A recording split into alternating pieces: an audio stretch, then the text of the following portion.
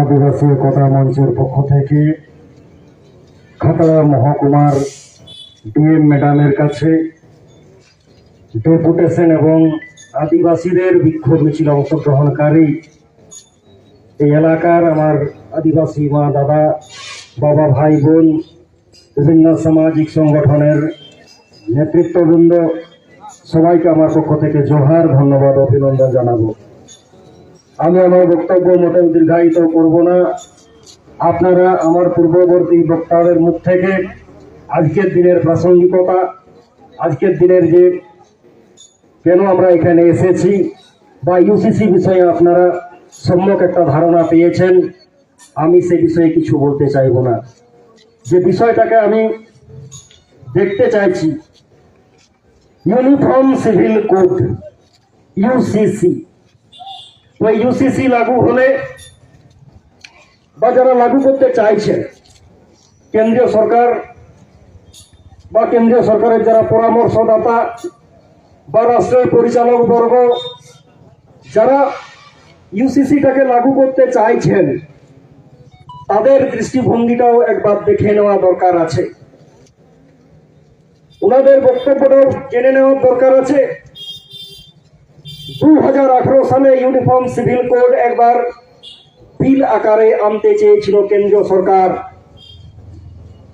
যার যে বিলের কপিটা আমার হাতে এখনো আছে। সেই বিলে কেন্দ্রীয় সরকার যেটা বলতে চাইছে যে ইউনিফর্ম সিভিল কোড বা অভিন্ন দেওয়ানি বিধি যদি চালু হয় তাহলে সামাজিক সৌহার্দ্য নাকি বজায় থাকবে, সোশ্যাল ইন্টিগ্রিটি বজায় থাকবে, জেন্ডার ইনইকুয়ালিটি বা লিঙ্গ বৈষম্য নাকি শেষ হবে, মহিলারা নাকি সশক্তিকরণ হবেন বা মহিলারা শক্তিশালী হবেন। সর্বোপরি যে রাষ্ট্র যে সংবিধানের দ্বারা পরিচালিত হয় সে ভারতবর্ষের সংবিধান, কনস্টিটিউশন অফ ইন্ডিয়া, তার যে মূল ভাবধারা সেই তার মূল ভাবধারাটা নাকি বজায় থাকবে। এই সুন্দর সুন্দর নীতি কথার আড়ালে, এই সুন্দর সুন্দর বাক্যবন্ধের আড়ালে ইউসিসির যে প্রতারণামূলক ষড়যন্ত্র, ইউসিসি যে একটা চক্রান্ত, আজকে আমাদের বক্তাগণের মুখ থেকে আপনারা শুনতে পেলেন। আমরা ইউসিসি সম্পর্কে জানার আগে আজকে ইউসিসি হলে আমাদের কি হবে তার বিস্তারিত ব্যাখ্যা দেওয়ার কোনো দরকার নেই। শুধু এটুকু আমাদের জানতে হবে যে সংবিধান একটা বট গাছের মতো, সেই বট গাছের ছায়ায় দাঁড়িয়ে ভারতবর্ষের প্রত্যেকটা নাগরিক মাথা উঁচু করে দাঁড়াতে পারে।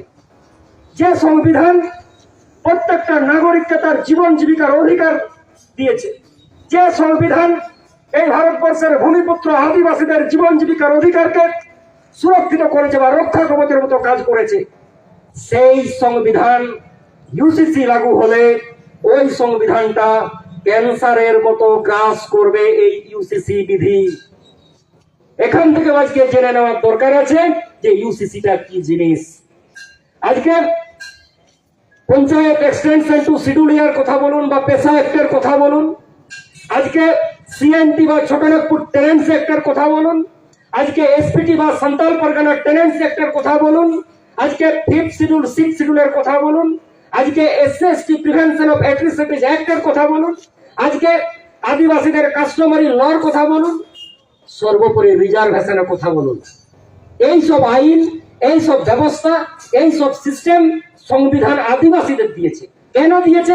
আদিবাসীদের জীবন জীবিকা, আদিবাসীদের অধিকারকে সুরক্ষিত করার জন্যই এই সব ব্যবস্থা সংবিধান করে দিয়েছে। আর ইউসিসি যদি লাগু হয়, অভিন্ন দেওয়ানি বিধি যদি লাগু হয়, এক দেশ এক আইন যদি লাগু হয়, তাহলে এই CNT, SPT, panchayat extension to schedule area, 5th schedule, 6th schedule, atrocities act, customary law সব শেষ হয়ে যাবে। এই জন্যই আজকে দিকে দিকে ভারতবর্ষের বিভিন্ন রাজ্যে রাজ্যে আদিবাসী অধ্যুষিত এলাকাতে এলাকাতে ইউসিসি বিলের বিরুদ্ধে আজকে জনগণ জাগছে, আদিবাসী মানুষ জাগছে। আপাত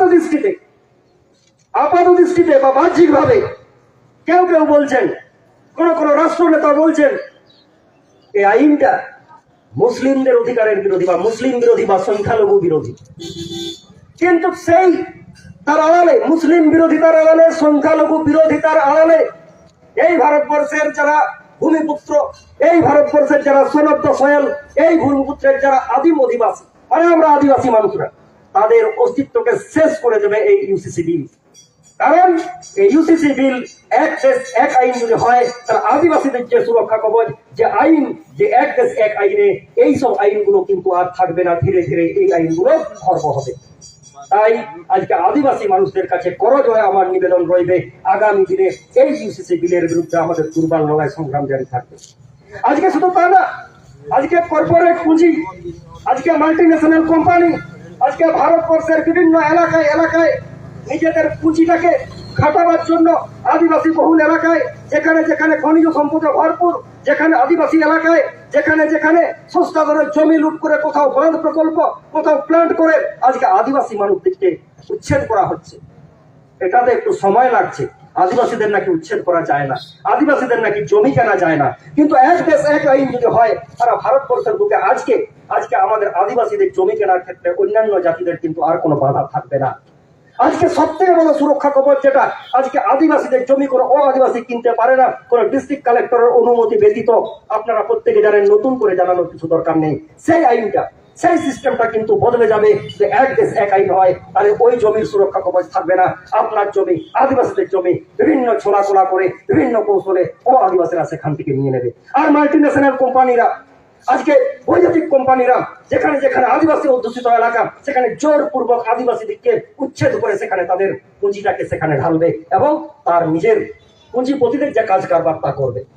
আজকে এইরকম একটা প্রেক্ষাপটে দাঁড়িয়ে সারা ভারতবর্ষের আদিবাসী জাগ্রত জনতা ইউসিসি বিলের বিরোধিতা করা হচ্ছে।